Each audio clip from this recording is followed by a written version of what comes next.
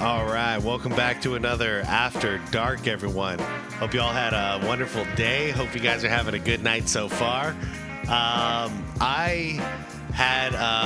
It was actually a request and something I really have wanted to do for a while, which is react to a video about Stephon Marbury.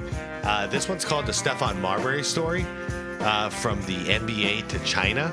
And it's from a channel called Andy Hoops, which is a gigantic YouTube channel. If you guys haven't heard of it, good stuff, good content there. Reason I wanted to talk about Stephon Marbury is just because how misunderstood he is. And I was one of them when he was playing in the NBA. You know, I despised his attitude. He played for my Suns for a little while, and the team was not happy. Like you could tell at that time he was just a bad presence on the team. Insanely talented basketball player. Like he had everything he needed outside of the mentality, the mindset, like the attitude, I should say, because he had a killer mindset, but like his attitude was just off back then. But that's only like the first part of his journey. Then he humbles himself, goes to China, and becomes the Chinese basketball god. Like in all of Asia, he is the most celebrated basketball player, and for damn good reason. So I wanted to check out his entire story here, and the reason this one caught me was because it is gonna cover his journey in China as well, and I wanted to make sure we got the whole story, because if we just cut it off at the NBA, it's not doing him justice, because he actually deserves a lot more respect than what most Americans know of, because we just saw him, play he played for a lot of teams out here, so I'm not going to bother listing them, but he did what he did out here, and then he was kind of like ousted from the NBA. So yeah, I just wanted to do him justice and get the full story here. He is now retired as of recently, and still celebrated. I believe he has 2 statues out there. MJ's got one, but here in Illinois, but this dude's got 2 statues. So just to give you some context of how much he celebrated. All right, everyone. As always, I'm going to leave the link to the original video down below if you want to check it out without my reaction. Woo, out of breath there. Everybody else, please leave a like to this video. It helps a ton. And a video like this about a guy like Stephon Marbury, it's going to get very low views. So hitting that like button, leaving a comment is going to help push this out a ton to a lot of people, because I think he's misunderstood, and I think more people need to see stuff like this. Anyways, let's do this. At one point, Stephon Marbury was a rising star in the NBA. By the young age of 21, Marbury was already averaging over 20 points and 8 assists per game, a feat that only a handful of other players have ever accomplished. He was a star at such a young age, and with the way he played, it looked like he could become an all-time great. For sure. Over the years, Marbury eventually developed into an all-star, but for the next 10 years, his game didn't really improve that much. By the time he joined the New York Knicks in 2004, he was expected to bring them back into the playoff conversation. But unfortunately, it did not work out for the Brooklyn prodigy. His time in New York was filled with clashes with his coach Larry Brown, conflicts with his teammates, and a ton of losses. Everything went as bad as it possibly could have went. Coach Brown publicly said that, "I don't know why you play a team sport if you're not concerned with making your teammates better and helping your team win games." This was directed at Marbury because at the time, everyone knew he was extremely talented, but he just didn't understand what he needed to do to win. His game was described as being very selfish, at times shooting the ball way too much just to get his points or trying to stat pad his assists. By 2008, after spending 12 seasons in the NBA, he only made the playoffs 4 different times and lost in the first round every single time. He spent his last season in the NBA playing very little minutes for the Boston Celtics, before quietly leaving the NBA at the age of 32. How's it going, fellas? My name's Andy, and today we're going to talk about how Stephon Marbury overcame his shortcomings to become a basketball legend in China. Yeah, let's do it. But before we start, I'd like to give a shout out to my sponsor, SeatGeek. SeatGeek is an app that aggregates... All right, SeatGeek, everyone. If you want to help promote Andy Hoops or support Andy Hoops. All right, let's get started.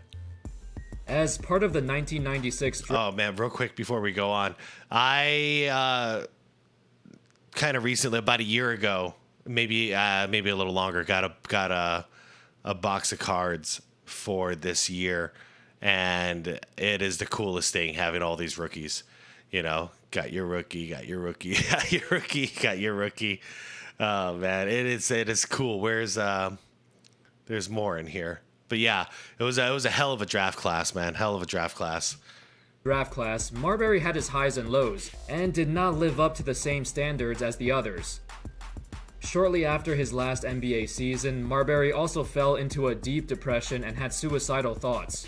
He said, when everything went on with the Knicks and, my father passed on, the Starbury brand was basically losing life slowly, and I was watching it, and I think that was hurting me more than seeing my basketball career going in the direction that it was going. I was trapped in my thoughts. I was trapped in how I felt about how I felt I was treated. I was trapped with decisions I made. I wanted to die. I wanted to kill myself some days. I did. It wasn't about basketball. It started to become about me. Yeah. Because I was that depressed and I was that sick. At one point, he was even live streaming himself eating Vaseline. However, Marbury... The context on that Vaseline thing is, it was like old folklore as far as like how he was raised. And it might be true. I don't even know. It just I don't imagine it's healthy. But if you swallow some of that when you have a really sore throat and you lost your voice, it's supposed to like lubricate your throat, and it's supposed to help. I don't know. I was raised with a cup of hot tea and honey, and that always seemed to help. But hey, man, Vaseline. If that's what works, that's what works. But no, it got so much media attention. He was going viral on, because it wasn't Twitch back then, but it was a live streaming service that like we didn't have that back then. So he went viral live before anybody else that I know of really did in a live setting like that where people can interact with him. He got himself together and decided that he wanted to do something else. Although his NBA career was over, he still wanted to prove that he could play. He wanted to continue playing professional basketball. And that's when he made his way to China. But unlike most other players who play overseas just for a paycheck, he played for himself. He played to redeem himself from his past failures. Yeah, because unlike most players, Starbury had a ton of money at this point. So it wasn't the money that he needed. It was like he needed to get out of this mental funk that he was in. He needed to prove that he can play. Because let's be real, everything that happened, he started to doubt whether he's good or not. And he went out here to prove to himself and to the world that, like, hey, I still got it. I could do this. And wanted to leave a mark in China, which he did. By January of 2010, he joined the Shanxi Brave Dragons of the Chinese Basketball Association. Marbury instantly made an impact on the team, averaging about 23 points and 9 assists, as he got selected to be an all-star, but he couldn't lead the team to the playoffs. Regardless, when he was playing in Shanxi, everyone showed him love. He stated, being able to be someplace where they showed nothing but love to you, it's the best feeling in the world. You're going somewhere where people want to be around you, they want to understand you, they take the time to understand you, it's new, it's a brand new start. This was only the beginning of Marbury's journey. By 2011, he found himself on the Beijing Ducks, a team that's been around since 1995, but they never had any success. That is, until Marbury arrived. From 2012 to 2015, Marbury led the Ducks to 3 championships in 4 years. Bang. Reaching the CBA playoffs for the first time, Marbury finally proved that he was a winner, and along with teammate Randolph Morris, they would dominate the playoffs. In the semifinals against his former team, Marbury averaged 45 points a game in the series, including 2 back-to-back games where he scored over 50 points. Damn.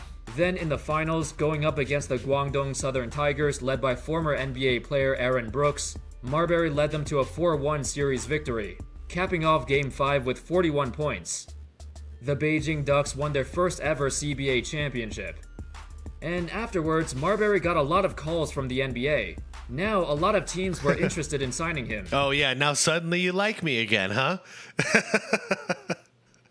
And of course, that's how it goes.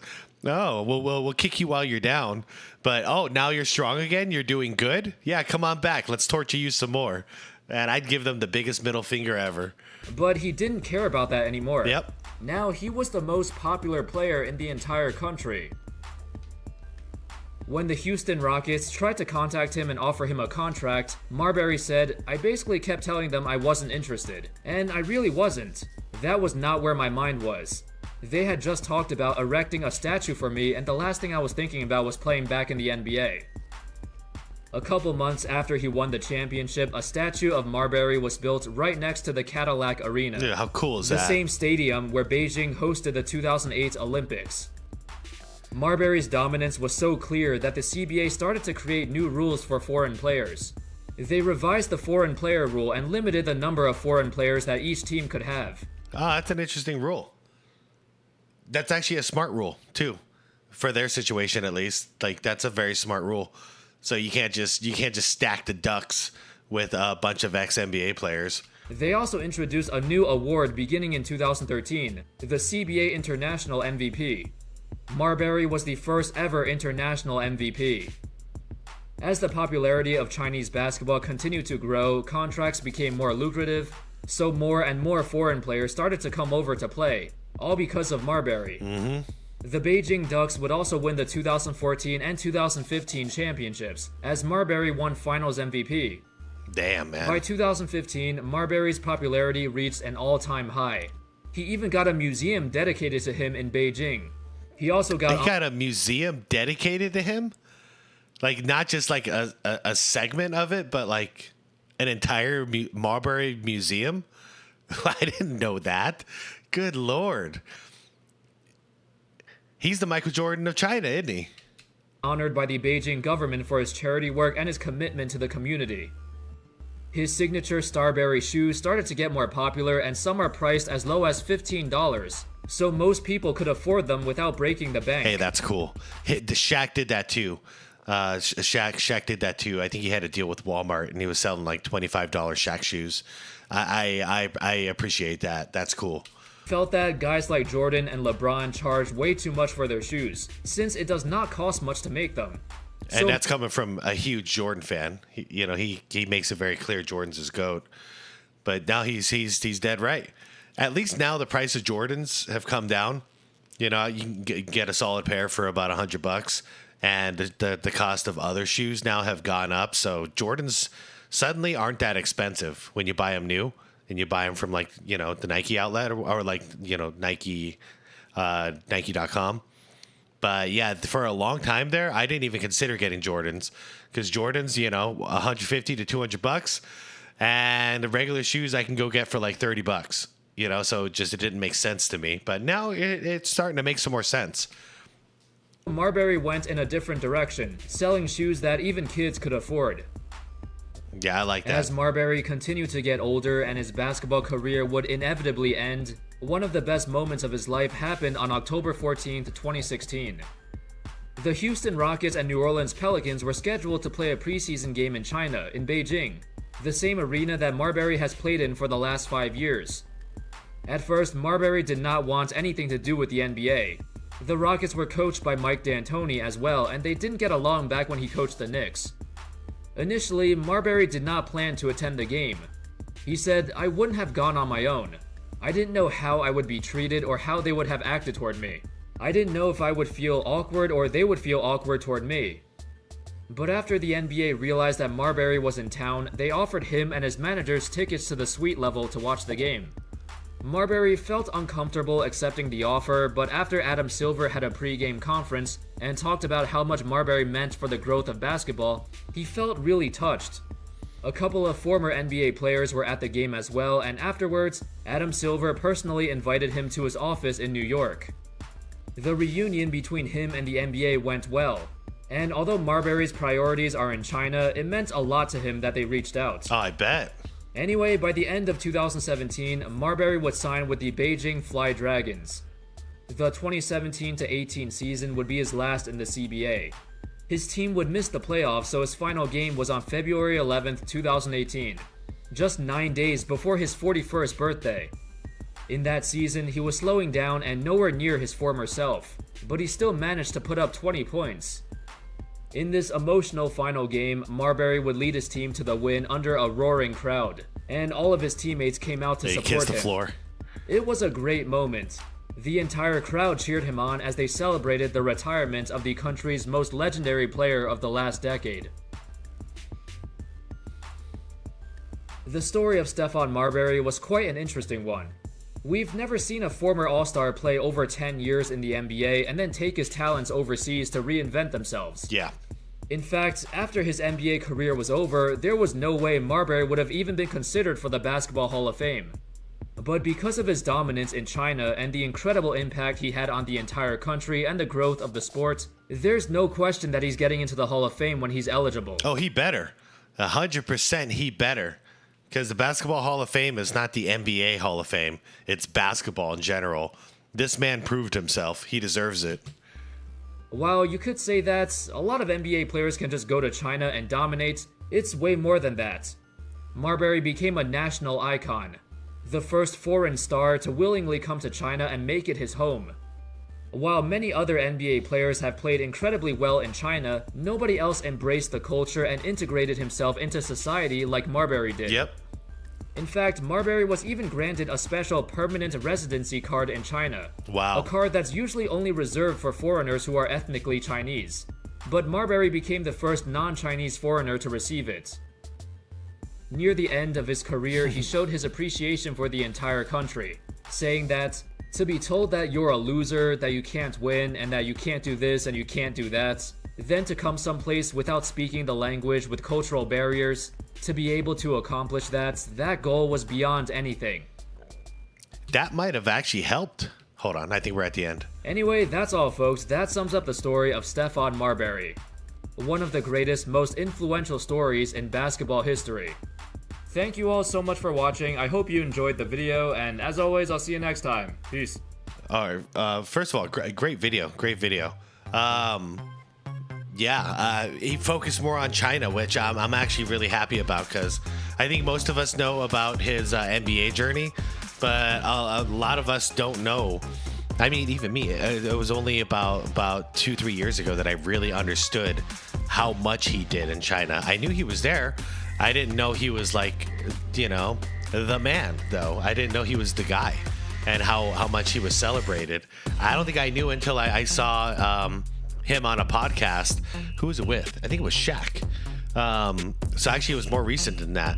I saw him on a podcast with Shaq, and Shaq was, going off about how he needs to be in the Hall of Fame and talking about how he saw like Steph's 2 statues and stuff. And I'm like, what the hell? I knew he was there, but I didn't know he was like that. But what I was going to say before the video cut off here was that I wonder if that language barrier actually kind of helped him a little bit during this time, because it was hard for him to communicate with people. And outside, like the only language that was, universal between him and the people was basketball. And he'd be out there on the court practicing and playing, and that's the language being used. And then slowly but surely, he's learning the language. He's learning how to communicate and be part of the culture. But in the beginning, there was no way for him to cause any controversy or anything out there, because he's just, all right, I'm just gonna ball out. And after a while, I could tell the change.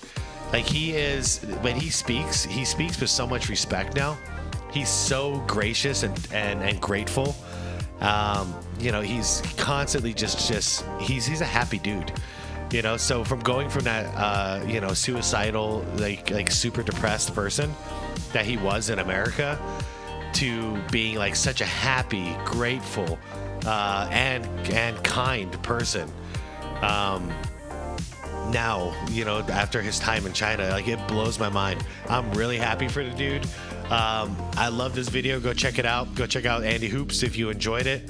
I don't know. Something about this story just makes me happy. You know, guy had a lot of problems. He was at rock bottom, and you know, he took an opportunity that a lot of people, their ego wouldn't allow them to even go to China, because we have a stigma on it, and a lot of people make fun of it. You know, like when you're a washout, we say you go over to China and play, but he didn't let his ego get in his way. He kept playing basketball, and because of that decision to say screw you to everybody and their opinion, that led to a lifetime of joy. So I love this story. I'm really happy for the guy, and I wish him continued happiness. Yeah, to go from the guy who played for my sons to who he is now, night and day. And night and day. He was not happy before. He was miserable before. And he's beaming joy now. So congratulations to you, sir, Stephon Marbury, Strawberry. You earned it.